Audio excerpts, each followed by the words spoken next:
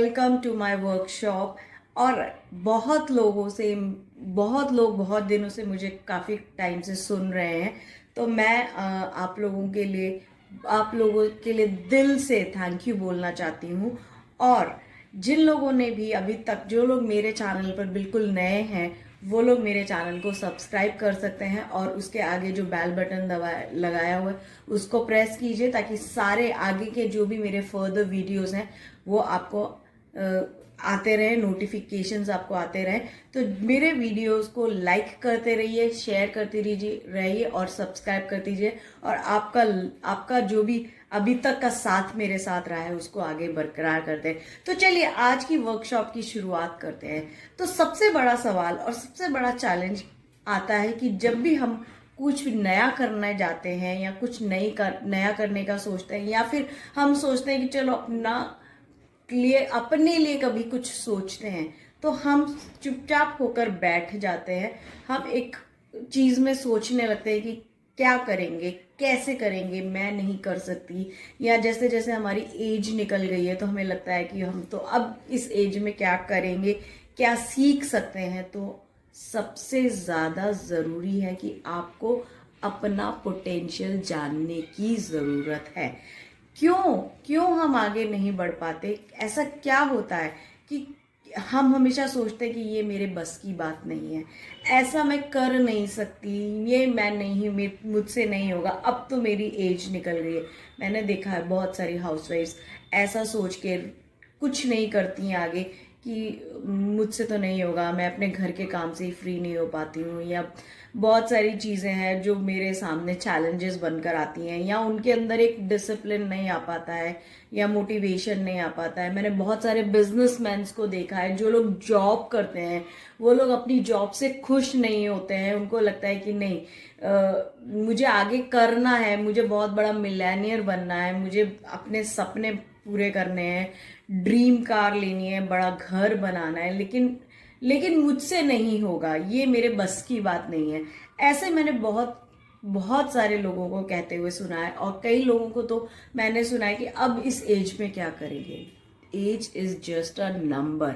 और लर्निंग के लिए कोई एज नहीं होती है। हमेशा, चाहे बच्चा हो, चाहे आप 50+ के हो, सीनियर सिटीजन्स की कैटेगरी में हो, अडल्ट की कैटेगरी में हो, ओल्ड एज कैटेगरी में, कोई भी कैटेगरी में हो, लर्निंग आपको हमेशा बहुत कुछ सिखाती है। और हमारे अंदर ही बहुत सारा पोटेंशियल छुपा हुआ होता है।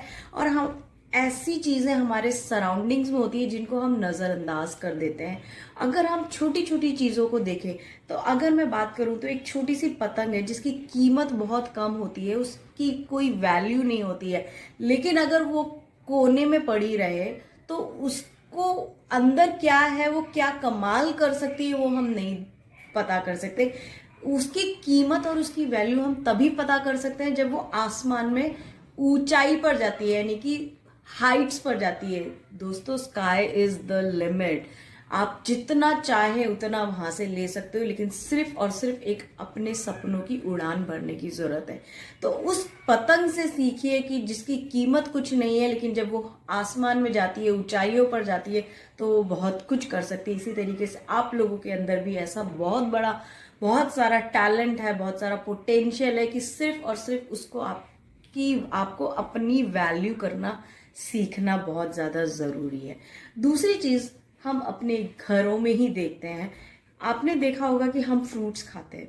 फ्रूट्स की वैल्यू यानी कि तब तक ही रहती है जब तक वो हम उसको ग्रोसर के पास से लेने जाते हैं, तब हम उसकी वैल्यू देखते हैं कि वो कितने किलो का है, उसका प्राइस क्या है। लेकिन जब हम फ्रूट को खा लेते हैं, तो फ्रूट को खाने के बाद वो हमारे लिए एक ही चीज का वैल्यू होता है कि वो हमारी हेल्थ को अच्छा करता है।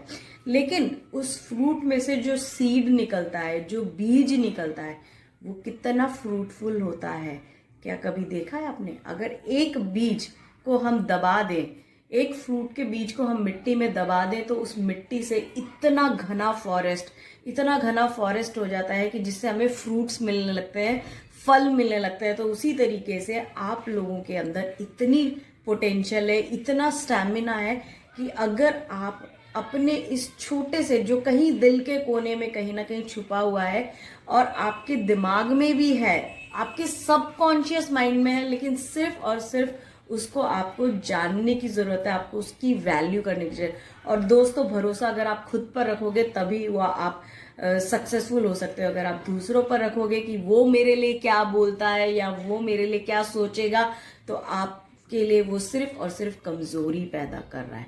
तो अपने अंदर एक सेल्फ डिसिप्लिन लेकर आइए, अपनी हैबिट्स को इम्प्रूव कीजिए, एक डिसिप्लिन वे में आप सोचिए, अपनी ब्रेन स्टॉर्मिंग कीजिए कि आपके अंदर क्या पोटेंशियल है और आप इस पोटेंशियल से अपनी फैमिली को, दुनिया में आप अपनी आइडेंटिटी बना सकते हो। देखिए, जितनी भी ज्वेलरीज होती हैं ज्वेलर की शॉप पर होती हैं तब तक ही चमकती हैं, लेकिन अगर आप उसको दूर से ही देखोगे तो कहते हैं ना कि दूर के ढोल सुहावने लगते हैं। अगर आप अपने पास नहीं लाओगे, पहनोगे नहीं, उस हीरे की चमक आप जब तक खुद से पहन के दुनिया के सामने नहीं लेकर आओगे, तब तक आपकी वो चमक आप दूसरों की आंखों में नहीं दिखाई देगी। तो आपको अपनी जो जिंदगी आपको मिली है, उस जिंदगी को दूसरों की नजरों में अपना सम्मान, अपनी आइडेंटिटी बनाइए, तभी आपकी लाइफ की कोई वैल्यू है, तभी लोग आपके जाने के बाद भी आपको याद करेंगे। एक छोटी सी स्टोरी से मैं आपको ये समझाना चाहती हूँ कि कभी भी ये मत सोचिए कि आप जीरो हैं। जीरो, अ बिग जीरो की बहुत वैल्यू होती है। एक बिग जीरो से आप हमेशा हीरो बन सकते हैं। कितने भी बड़े सेलिब्रिटीज, कितने भी बड़े लोगों को आप देखिए, चाहे पॉलिटिशियन हो चाहे लीडर हो, उन्होंने शुरुआत हमेशा जीरो से की थी। और आपको मैं एक जीरो की छोटी सी स्टोरी सुनाना चाहती हूँ। जीरो की कितनी बड़ी वैल्यू होती है। एक चाय बनाने वाला होता है, एक हाईवे पे उसने अपने एक चाय का टी स्टॉल लगाया होता है। बहुत लंबी दूरी तक, बहुत दूर दूर तक कहीं भी कोई आसपास में टी स्टॉल नहीं होता है, कोई बाजार नहीं होता है, कहीं कुछ ऐसी शॉप्स भी नहीं होती कि जहां से पानी आपको मिले, होटल रेस्टोरेंट कुछ भी नहीं होता है।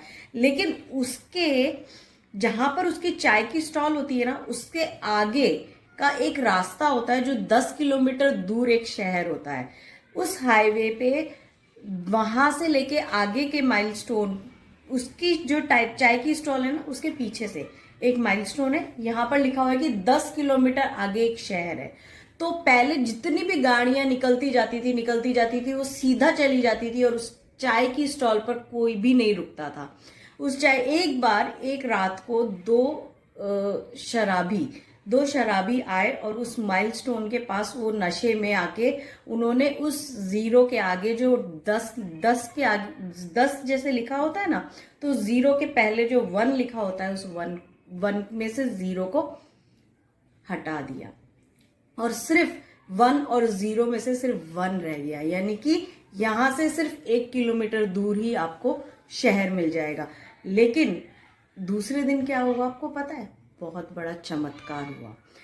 वहां पर से जितनी भी गाड़ियां गुजर रही थी, जब उन्होंने उस माइलस्टोन को पढ़ा तो उनको लगा कि यहां से सिर्फ 1 किलोमीटर दूरी पर शहर आ जाएगा। लेकिन सिर्फ 1 किलोमीटर की दूरी पर उस बच्चे की चाय की स्टॉल थी।